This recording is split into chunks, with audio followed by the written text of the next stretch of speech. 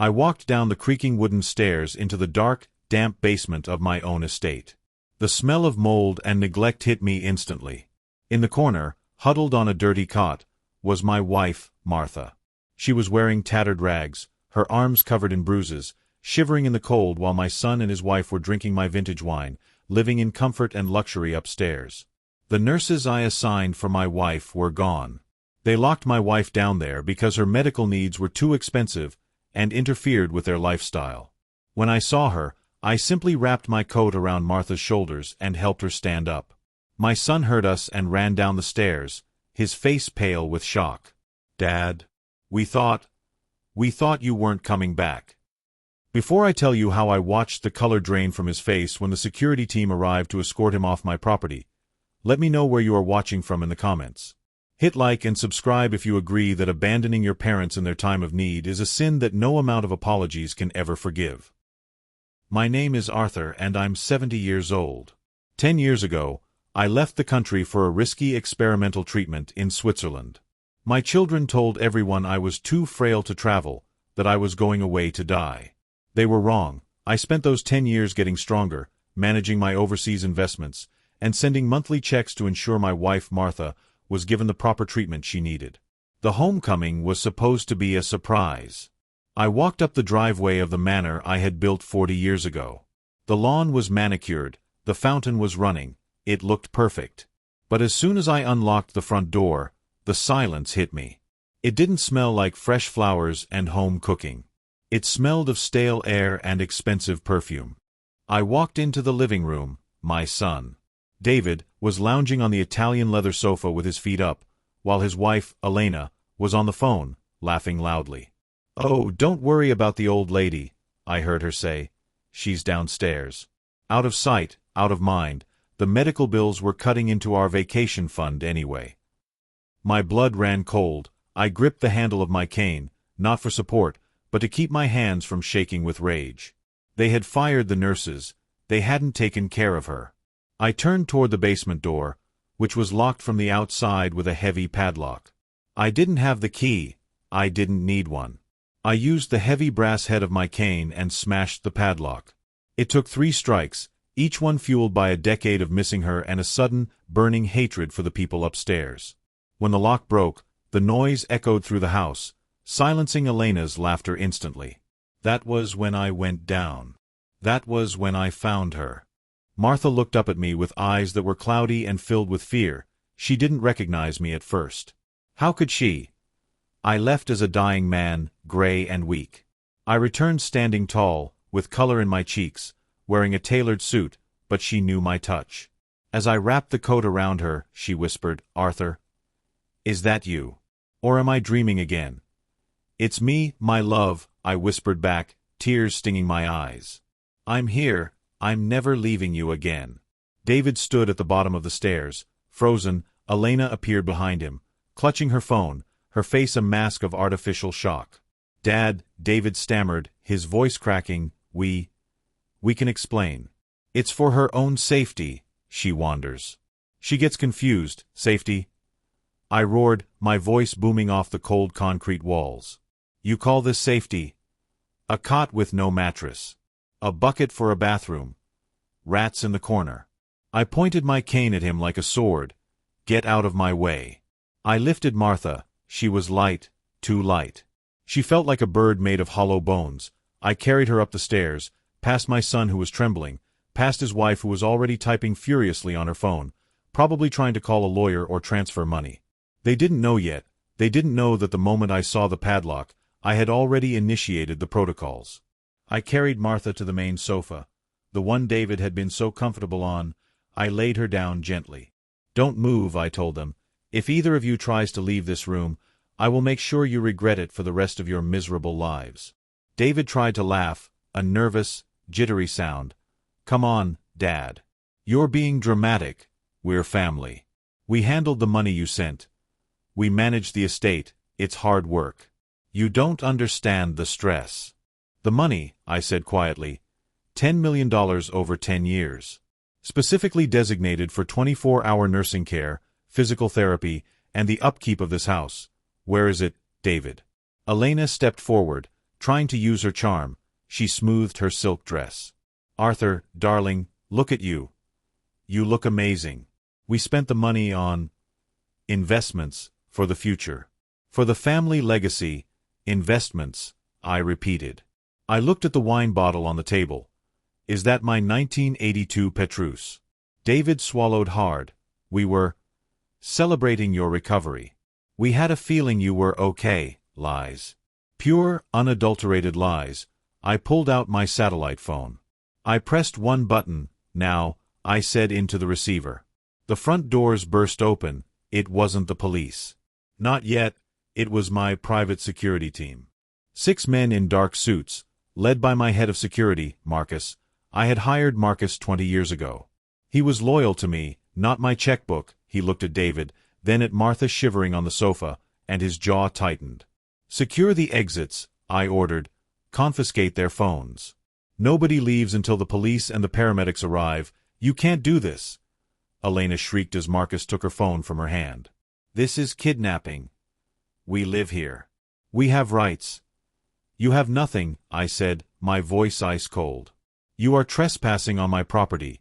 You are abusing a vulnerable person. And you are thieves." The paramedics arrived minutes later. They rushed to Martha, checking her vitals. I heard one of them gasp when he saw the sores on her back. "Sir," the medic said to me, "this is severe neglect. She's dehydrated, malnourished, and shows signs of hypothermia. We need to take her to the hospital immediately." "Go," I said. "I will follow in my car." As they wheeled Martha out, she reached for my hand. "Don't let them hurt me, Arthur," she begged. "They will never touch you again," I promised. I turned back to David and Elena. They were sitting on the floor now, guarded by my men. The arrogance was fading, replaced by the dawning realization of their situation. "Dad," David wept. "Please, I'm your son." "My son died 10 years ago," I said. "The man sitting before me is a monster." I walked out the door, leaving them with security. I knew they would be arrested. But arrest was too easy.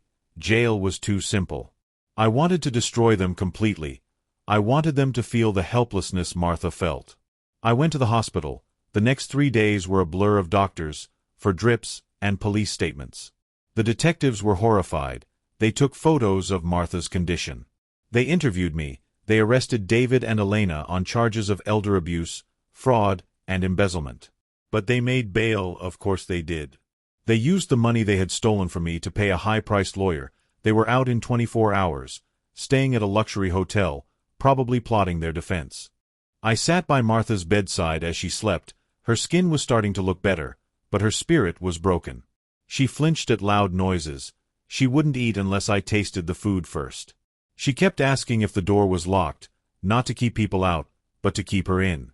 She had been conditioned to believe she was a prisoner. "They're out, aren't they?" she asked softly on the 4th day.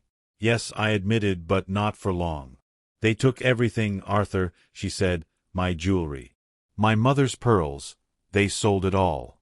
They said I didn't need it in the basement." My hands clenched into fists. "I will get it back. I will get everything back." I left the hospital that night with a plan. The legal system is slow. Justice can take years. I didn't have years. I was 70. I wanted to see them suffer now. I called my financial manager in Switzerland. Freeze everything. Not just the main accounts, the subsidiaries. The offshore shells they think I don't know about, and call the bank that holds the mortgage on David's vacation home in the Hamptons. Buy the debt, call it in immediately. The next morning, the war began. I was sitting in the hospital cafeteria when my phone buzzed. It was a notification from my security system at the manor. David and Elena were trying to get back in. I opened the app on my phone and watched the live feed. They were banging on the front door. Marcus was standing there, arms crossed, blocking their path. I turned on the audio. "This is my house." David was screaming. "My father is senile. He's being manipulated. I have power of attorney." "Your power of attorney was revoked at 9 a.m. this morning," Marcus said calmly. "And the locks have been changed. You have 5 minutes to leave the premises before I call the police for trespassing."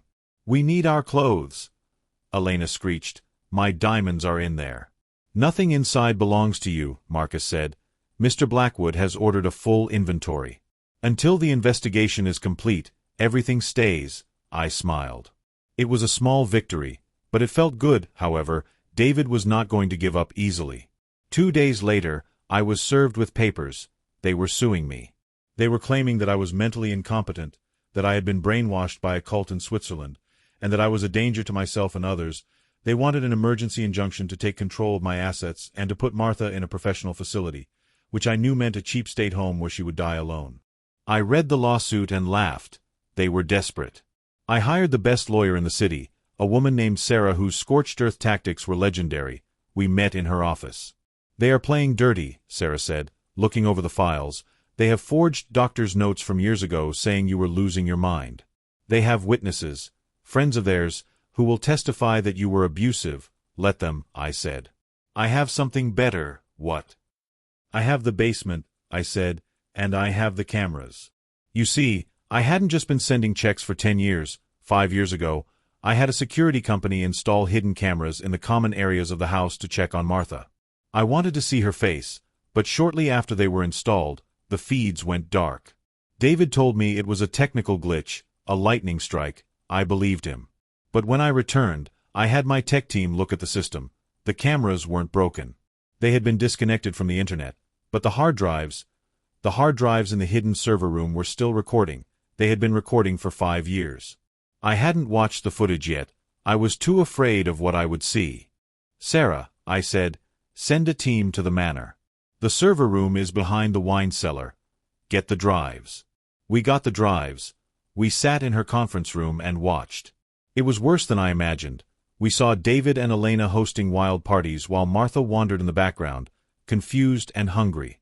We saw Elena slapping Martha's hand when she tried to take a piece of bread from the table. We saw David dragging Martha by the arm to the basement door, throwing her down the stairs. We saw them laughing about my emails. "Look at this," David said in one video, holding up a printout of my email where I expressed my love and said I was getting better. "The old fool thinks he's coming back. He's going to die there, and all this will be ours."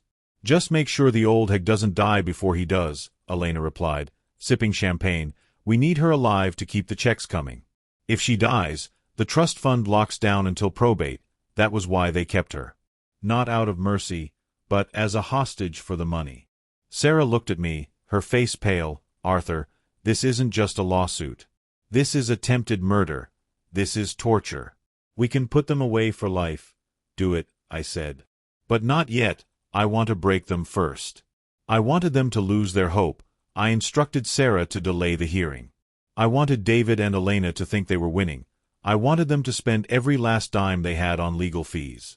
I watched their bank accounts drain. I knew their passwords. David was never creative. He used his birthday. I monitored their spending. They were staying at the Ritz, ordering room service, buying new clothes on credit cards that were maxed out. They were burning through cash, convinced that once they won the lawsuit, they would get access to my millions again. They were digging a hole, and I was handing them the shovels. 3 weeks passed. Martha was discharged from the hospital. I rented a beautiful penthouse in the city for us, far away from the bad memories of the manor. We hired private nurses, real ones, who treated her like a queen. She was gaining weight. She was smiling again. "Arthur," she said one evening over dinner, "I don't want to go back to that house." "We never have to," I said. "I'm going to sell it, or burn it down." "Whatever you want. I just want peace," she said. "You will have it," I promised. "Let me take you back to those weeks before the trial. The time when they were out on bail. This was the most crucial part of my plan. I didn't just want them arrested. I wanted them to destroy themselves. I knew David had a weakness. Gambling. And I knew Elena had a weakness. Vanity. After I cut off their access to my main funds, they were desperate. But desperate people make mistakes. I hired a man. Let's call him Mr. V. Mr. V was a fixer. He approached David at the hotel bar where they were staying. I was listening in via the bug Mr. V had planted on his own lapel. "Rough luck, friend," Mr. V said to David. "I heard about the lawsuit. Fathers can be tyrants." David, drunk on scotch he couldn't afford, nodded. "He's crazy. He's got billions, and he's treating me like a criminal." "You need liquidity," Mr. V suggested.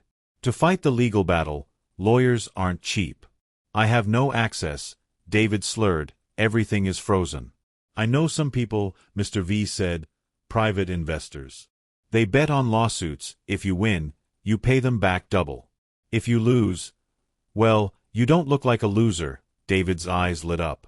It was the greed again, the same greed that made him lock his mother in a basement. How much can I get? 2 million, Mr. V said. Cash. Tonight. David signed the papers on a napkin. He didn't read the fine print. He didn't know that the private investors were actually a shell company owned by me. He was borrowing my money, to fight me, with terms that were designed to enslave him. The interest rate was astronomical, and the collateral. It wasn't the estate, it was his personal freedom.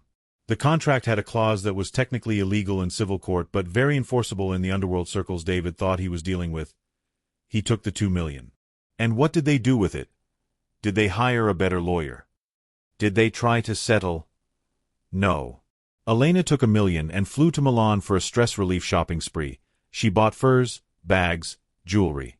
She posted it all on a private Instagram account she thought I couldn't see, but my tech team was mirroring her phone. Every post, every story where she bragged about spending the old man's inheritance early was saved. David took the other 1 million and went to the underground poker tables. He thought he could turn the 1 million into 10. He thought he was a genius. I watched the surveillance feeds from the casino. I saw him sweating, doubling down on bad hands. I saw him losing 10,000, 50,000, 100,000. In 3 nights, he lost the entire 1 million. He called Mr. V, begging for more. The well is dry, David, Mr. V told him, and the first payment is due on Monday. I can't pay, David stammered. Then you have a problem. This was the psychological torture I wanted, the fear. The sleepless nights. I wanted him to know what it felt like to be trapped, with no way out, just like Martha had been trapped in that room. I started sending him anonymous messages. Just photos. A photo of the basement door, a photo of a rat, a photo of a noose. He was unraveling. He started seeing threats everywhere. He accused Elena of stealing his money. They fought, violent, screaming fights in their hotel room that the neighbors reported. The police were called twice for domestic disturbances. Each report was added to my file. One night, David showed up at the hospital. He was drunk, disheveled. He tried to get into Martha's room. I need to talk to her, he shouted at the nurses. She loves me. She'll give me the money. My security guard, a giant of a man named Tiny, stopped him at the elevator. Mr. Blackwood, Tiny said. You're trespassing. She's my mother, David screamed. I walked out of the room. I stood in the hallway. She doesn't have a son, I said calmly. David looked at me. His eyes were bloodshot. You set me up. That guy, the loan. It was you, wasn't it? I didn't answer. I didn't have to. The realization washed over him. He realized that I wasn't just the frail old man he remembered. I was the man who had built a business empire in the 80s. I was the man who had swam with sharks and eaten them for breakfast. You're the devil, he whispered. No, I said, I'm a father correcting a mistake. Tiny escorted him out. David's hospital outburst was the final nail. It violated his restraining order, proving his instability and giving the judge ample reason to revoke bail weeks before the trial. Meanwhile, Elena's return from Milan was a spectacle I orchestrated. I'd tipped off customs about her undeclared luxury goods. She was arrested at the airport for smuggling and tax evasion, screaming, "Do you know who I am?" as the cuffs clicked shut.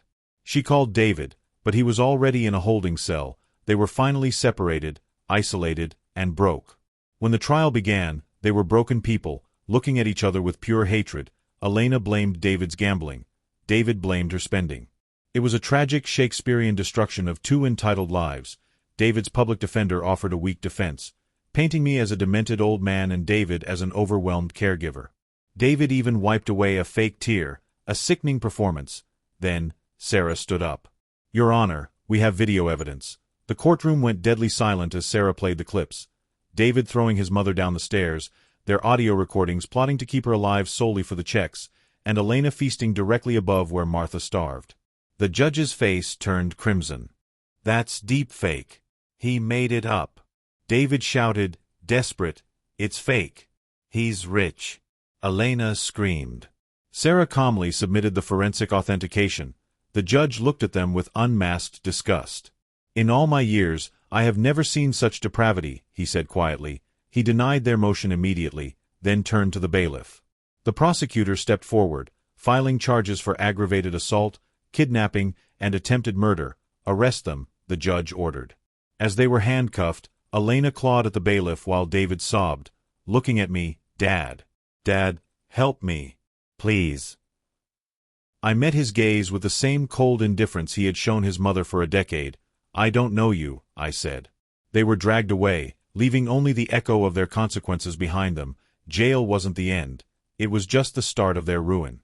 While they awaited trial, I called in the debts I'd secretly purchased. Casino losses and loan shark notes. I seized their cars, assets, and safe deposit boxes, leaving them destitute. I also unearthed their darkest secrets. David had a secret family he supported with my money. When I told the woman the truth, she provided damning evidence of his fraud. Elena had been embezzling from her own children's charity. I leaked the documents to the press, and the media devoured them. They became the nation's pariahs, dubbed the basement couple. I attended the trial daily, holding Martha's hand. The defining moment came during her testimony. The defense attorney tried to discredit her, asking if her dementia made her forget where she was. Martha paused, then delivered the blow that sealed their fate.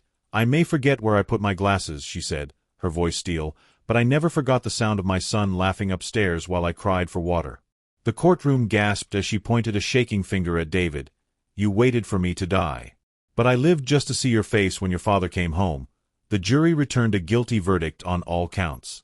The judge sentenced them to 20 years each. As David was led away, aged by stress, he mouthed, "Why?"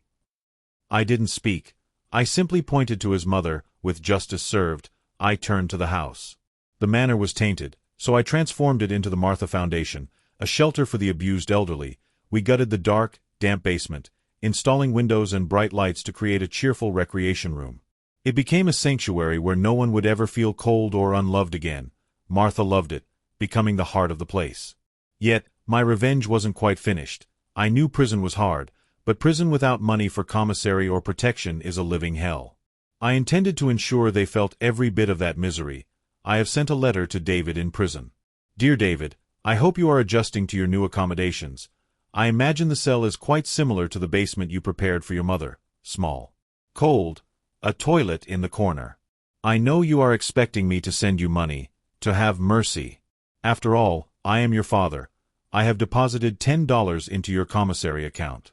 That should be enough for a phone card. Call me if you want to apologize. But know this, for every minute you kept your mother in that basement, I will wait 1 year before I consider helping you again. You kept her there for 5 years. That's roughly 2.6 million minutes. Do the math. Enjoy the silence, Arthur."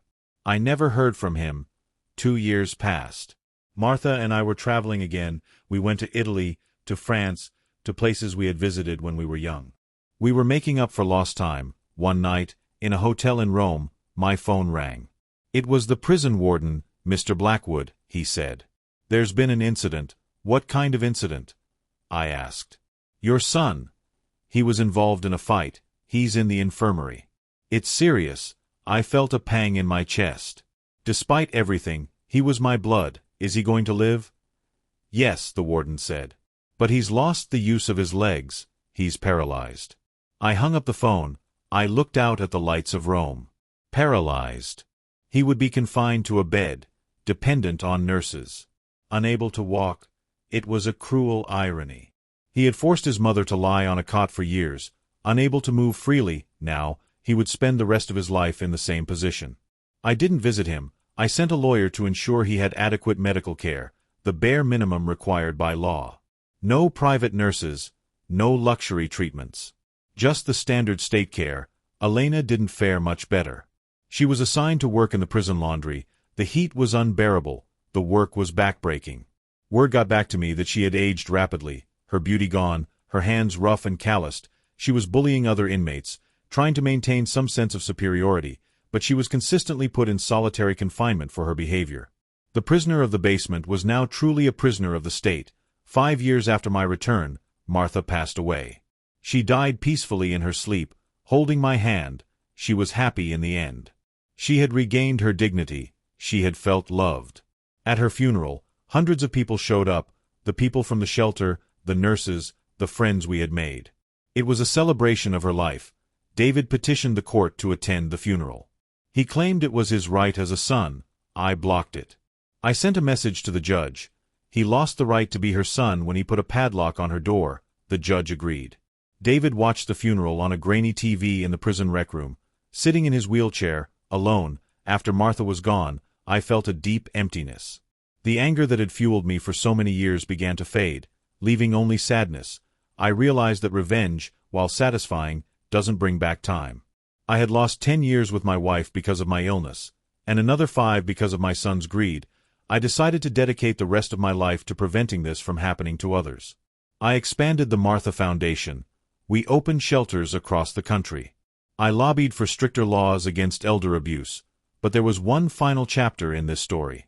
10 years into their sentence, a parole hearing came up. Technically, they were eligible.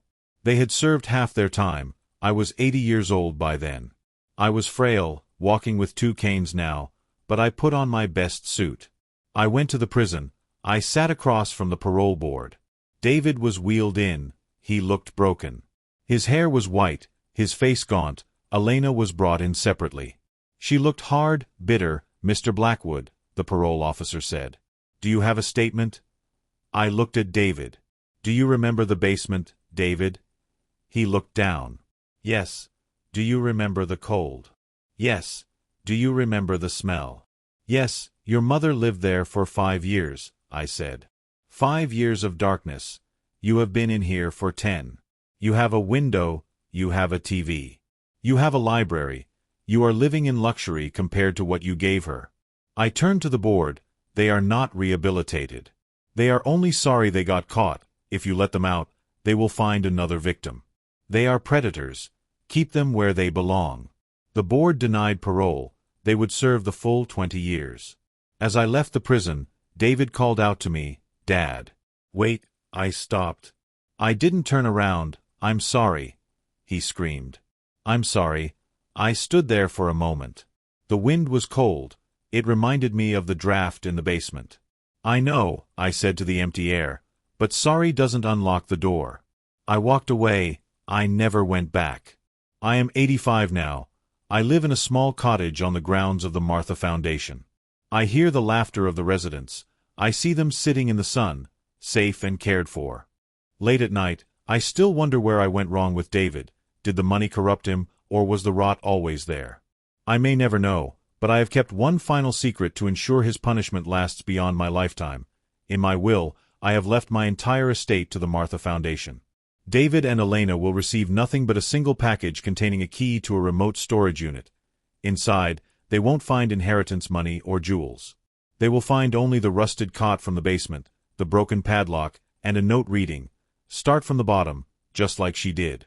They wanted a life of leisure. I have sentenced them to die penniless and working, trapped in the poverty they forced upon my wife. This calculated cruelty wasn't just justice. It was born from a specific moment of heartbreak. After the sentencing, I visited the basement one last time. Standing in the pitch black, I lasted only 3 minutes before panic set in. My wife endured 5 years, shining my light on the concrete walls. I saw scratches marking the passing days. Below them, carved laboriously with a sharp object, were the words, "Arthur will come," over and over again. She never doubted me. Even in her darkest hell, she believed I would save her. That realization broke me, bringing me to my knees on the cold floor. It transformed my desire for simple justice into a need for total annihilation. Finding those carvings is why I bought their debts and ensured their future misery. I had to be worthy of that unwavering faith. Now, the house has been reborn. The Martha Foundation is a sanctuary, not a prison.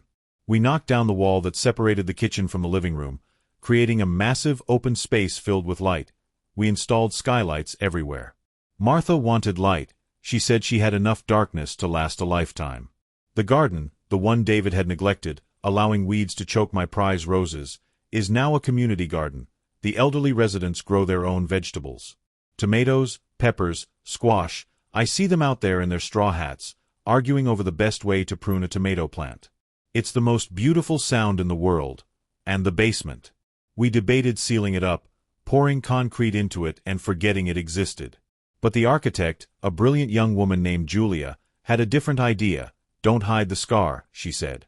Heal it. So we turned the basement into a hydroponic garden. It is now the greenest, most vibrant room in the house. UV lights, hundreds of them, mimic the sun 24 hours a day.